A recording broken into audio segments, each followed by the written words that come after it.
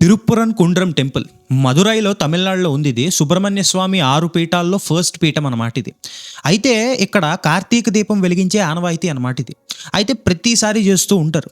ఇప్పుడు ఈ డిఎంకే ప్రభుత్వం ఏం చేసిందంటే లా అండ్ ఆర్డర్ ఇష్యూస్ వస్తాయి, అక్కడ అదే కొండ మీద ఒక దర్గా ఉందంట, 13వ శతాబ్దంలో కట్టిన దర్గా. ఆ దర్గా కోసం లా అండ్ ఆర్డర్ ఇష్యూస్ వస్తాయి, ఒక కమ్యూనిటీ పీపుల్ మనోభావాలు దెబ్బతింటాయి అని చెప్పి ఇప్పుడు దీపం వెలిగించకూడదని కూర్చున్నారనమాట అక్కడ. అయితే ఈ ఇష్యూని మద్రాస్ హైకోర్టుకి తీసుకెళ్తే కోర్టు మన హిందువులకి ఫేవర్గానే మాట్లాడింది. మీరు సబ్మిట్ చేసిన రిపోర్ట్లో దీనికి దానికి ఎటువంటి సంబంధం లేదు, ఎందుకు వీళ్ళని ఆపాల్సి వస్తుంది అన్నదానికి ఒక వ్యాలిడ్ రిపోర్ట్ మీరు ఇవ్వలేదు అని చెప్పి హిందువులకి ఫేవర్గా, మనకి ఫేవర్గా మనం దీపం వెలిగించుకోవచ్చని హైకోర్టు ఆర్డర్ ఇస్తే, ఇచ్చిన తర్వాత కూడా state government law and order అని చెప్పి ఆపేస్తుంది, లాఠీ చార్జ్ చేసింది, పోలీసులకు కూడా దెబ్బలు తగిలినాయి. అయితే ఈరోజు 13వ శతాబ్దంలో కట్టిన ఒక దర్గా, ఈ దర్గా కట్టక ముందు నుంచే ఆ గుడి అక్కడే ఉంది, ఆనవాయితీ ప్రకారం ఆ రిచువల్స్ జరుగుతూ ఉన్నాయి. కానీ ఈరోజు ఆ గుడి తర్వాత కట్టిన దర్గా గురించి ఈరోజు ఆ గుడిలో రిచువల్స్ ఆపేయాల్సి వస్తుంది. మన నేల మీద మన హిందువులకి మన రిచువల్స్ జరుపుకోవడానికి మనం కోర్టు మెట్లు ఎక్కాల్సి వస్తుందంటే ఈరోజు ఎంత దౌర్భాగ్యం పరిస్థితిలో ఉన్నామండి మనం. నాకు అర్థంగా అడుగుతున్నా, ఈ కాంగ్రెస్ గవర్నమెంట్ కానీ లేదా ఈ డిఎంకే పార్టీ కానీ లేదా కాంగ్రెస్ రూల్డ్ స్టేట్స్లో కానీ ఈ అపీస్మెంట్ పాలిటిక్స్ ఎంత వర్స్ట్గా చేస్తున్నారంటే, తెలంగాణలో మనం చూసుకుంటే హైడ్రా పేరు మీద గుళ్ళు మాత్రమే వీళ్ళకి కనిపించినాయి, గుళ్ళు మాత్రమే ఎక్కువ కనిపించినాయి, వాటిని మాత్రమే కూల్చేశారు. 50-60 సంవత్సరాల నుండి అక్కడే ఉన్నాయి, కానీ ఈ రోజు ఈ 5 సంవత్సరాల కాంగ్రెస్ రూలింగ్లో వీళ్ళకి అడ్డొచ్చిందనమాట హైడ్రా పేరు మీద. అదే లొకేషన్లో ఉన్న మిగిలినవి ఇల్లీగల్గా కట్టిన వేరు వేరు మతానికి రిలేటెడ్గా ఉన్న ప్రాపర్టీస్ని మాత్రం కూల్చలేదు. ఇది వీళ్ళ సెక్యులర్ గవర్నెన్స్.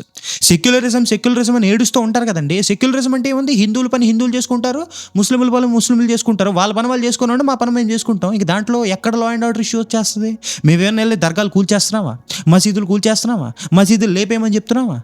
మా దీపాన్ని మేము వెలిగించుకుంటాం, మా రిచువల్ మేము ఫాలో అవుతాం అని చెప్తున్నాం. అక్కడ కూడా వీళ్ళకి ప్రాబ్లం వచ్చిందంటే ఇంకేం చెప్తాను చెప్పండి. ఇది ఈరోజు హిందువుల పరిస్థితి భారతదేశంలో.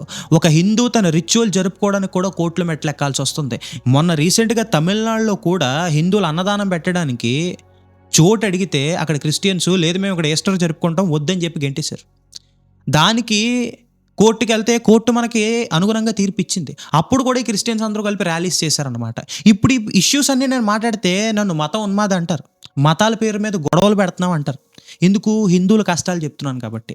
అదే వేరే వాళ్ళు చేసింది మాత్రం మాట్లాడితే నేను తప్పైపోద్ది అనమాట. వాళ్ళు చేసింది మాత్రం కనిపించదు, నేను మాట్లాడితేనే తప్పు.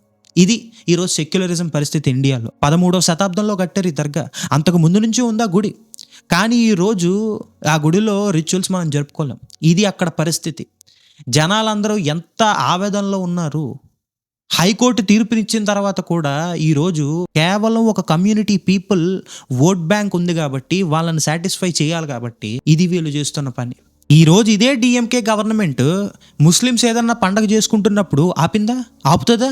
లా అండ్ ఆర్డర్ ఇష్యూ, హిందువులు ఉన్నారు అక్కడ, హిందువులు మెజారిటీ ఉన్న ఏరియా, వాళ్ళు ఇది చేస్తే, ఎందుకంటే మనం ఎవరిని కదపం కదా, మనం ఎవరిని జరపం కదా, మనం యాక్సెప్ట్ చేస్తాం కదా. కానీ మన పండగ విషయానికి వచ్చేసరికి లా అండ్ ఆర్డర్ ఇష్యూ వచ్చేస్తుంది. అంటే హిందువుల పండగల విషయానికి వచ్చేసరికే లా అండ్ ఆర్డర్ ఇష్యూ, వేరే వేరే విషయాల్లో లా అండ్ ఆర్డర్ ఇష్యూస్ ఉండవు. ఇది సెక్యులరిజం, ఇది సమానత్వం, ఇది పాలిటిక్స్. ఈరోజు భారతదేశంలో సిచ్యువేషన్ ఎట్లా ఉంది? హిందువులందరూ ఈ రోజు కన్నా సరే మేల్కోండి. నేను బీజేపీ కోటేయండి, కాంగ్రెస్ కోటేయండి అని చెప్పట్లే. ఏ పార్టీ వచ్చినా మతం పేరుతో రాజకీయం చేస్తున్న పార్టీలే, ఏ పార్టీని అని లాభం లేదు. కానీ మీరైనా ఈరోజు లేచి నించొని ప్రశ్నించండి.